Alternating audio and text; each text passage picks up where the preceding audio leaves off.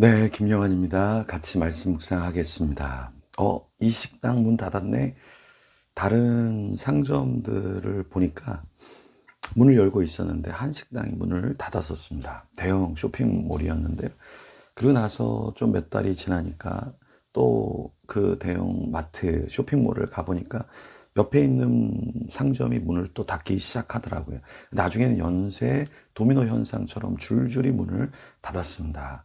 제가 지방에서 대형 쇼핑몰을 보면서 느낀 게 무엇이었냐면, 그 당시 한국 경제가 나쁘지 않았는데 한 곳이 문을 닫으니까 계속해서 문을 닫기 시작하더라고요. 그런데 사람들은 그 위험성을 잘 생각하지 못합니다.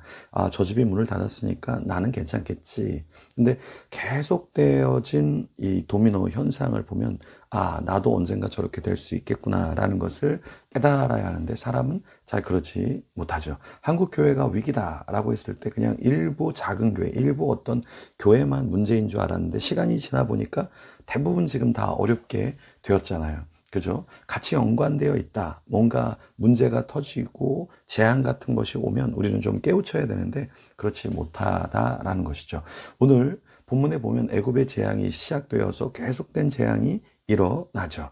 약 10월경에 시작된 재앙이 이제 계속 이어져서 그 다음 해 3월, 4월경까지 이 재앙이 이어지게 되는데요. 오늘 본문에는 여덟 번째 재앙, 밀과 나맥, 쌀보리 그 가운데 재앙이 떨어지는 것을 오늘 볼 수 있습니다. 그 내용을 같이 한번 살펴보겠습니다. 출애굽기 10장 12절에서 20절 내용인데요. 12절 13절에 이런 말씀이 나옵니다. 여호와께서 모세에게 이르시되 애굽 땅 위에 내 손을 내밀어 메뚜기를 애굽 땅에 올라오게 하여 우박에 상하지 아니한 밭에 모든 채소를 먹게 하라.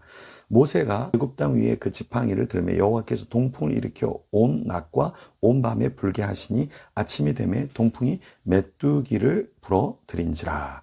자, 무슨 재앙이 있었죠? 바로가 왕각의 말씀을 순종하지 않자 메뚜기를 하나님이 애굽 땅에 보내셨습니다. 그래서 우박에 상하지 아니한 밭의 모든 채소를 먹게 하셨죠.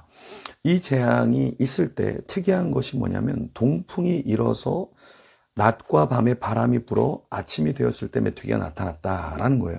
사실 메뚜기의 특징은 무엇이냐면 멀리 떼를 지어서 이동해서 이 곤충들이 식물들을 다 갉아 먹는 것이죠. 근데 일반적으로 애굽에 오는 메뚜기는 남서지방, 그러니까 리비아, 에티오피아 이런 남풍, 서풍에서 메뚜기가 바람을 타고 올라와서 재앙을 일으켰는데요. 여기 보니까 굉장히 특이한 것이 뭐냐면 동풍에서 왔다라는 거예요. 이 동풍에서 왔다라는 것은 일반적이지 않다라는 거죠. 메뚜기는요, 멀리 이동할 수 없는 곤충입니다. 그런데 멀리 떼를 지어서 이동할 때 멀리까지 갈 수 있는 것은 바람을 이용한 장거리 이용이다. 라는 것이죠. 그래서 일반적으로 애굽에 나오는 이 바람의 방향은 아까 이야기한 것처럼 남쪽 혹은 서쪽에서 부는 게 일반적이란 말이에요. 그랬을 때 그럼 얼마나 이 이동 시간이 걸렸을까 생각해 보면 사막 메뚜기가 비행 속도를 낼 때 약 하루에 시간당 16에서 19km 정도를 이동할 수 있다 그래요. 그럼 하루면은 약 100에서 150km 정도 바람을 타고 이동할 수 있습니다. 그럼 수단이라는 곳에서 애국까지 오는데 한 1600km 정도로 잡을 수 있는데요. 이 기간은 10일에서 16일, 조금 더 빨리 날아다닌다고 하면은 조금 바람을 타면 더 일찍 올 수는 있겠죠. 그리고 에티오피아에서 애굽으로 온다 했을 경우에는 약 한 2,500km 정도를 볼 수 있는데요. 그냥 날아서는 16일에서 25일 정도가 되겠고요. 그리고 강한 이 남풍이 불었을 때는 4일에서 8일 정도도 걸릴 수 있다라는 것입니다. 리비아에서 만약에 애굽으로 온다 그러면 약 10일에서 15일 정도, 빠르게 서풍을 타면 3일에서 5일 정도 걸린다라는 것이죠.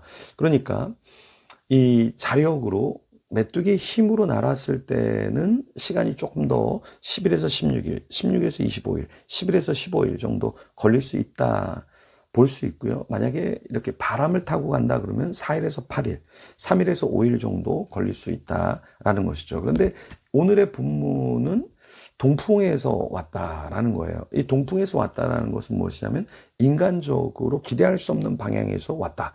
그리고 단순한 자연현상이 아니라 하나님이 일으키신 것이다 라고 볼 수 있다라는 것이죠. 그래서 애굽 사람들은 기겁을 했을 겁니다. 왜 기겁을 했을까요?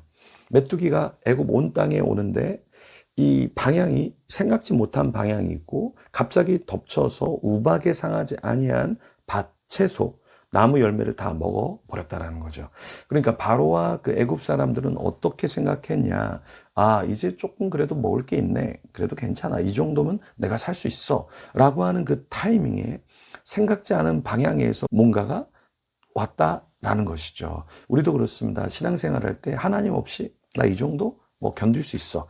그래, 기도 없이도 이 정도는 내가 살 수 있어. 그래, 나는 뭐 내가 어떤 방책, 어떤 방법, 내 노하우 이런 것을 통해서 얼마든지 먹고 살 수 있어 라고 하지만 재앙이 생각지 않은 재앙이 우리에게 올 때 우리는 정신을 차리지 못하게 되죠. 그래서 때로 하나님이 우리에게 고난을 주시는 것, 때로 하나님이 단절을 주시는 것, 때로 하나님이 어려움을 주시는 것은 우리의 생각을 내려놓게 하고 전적으로 하나님을 붙잡게 한다라는 거예요.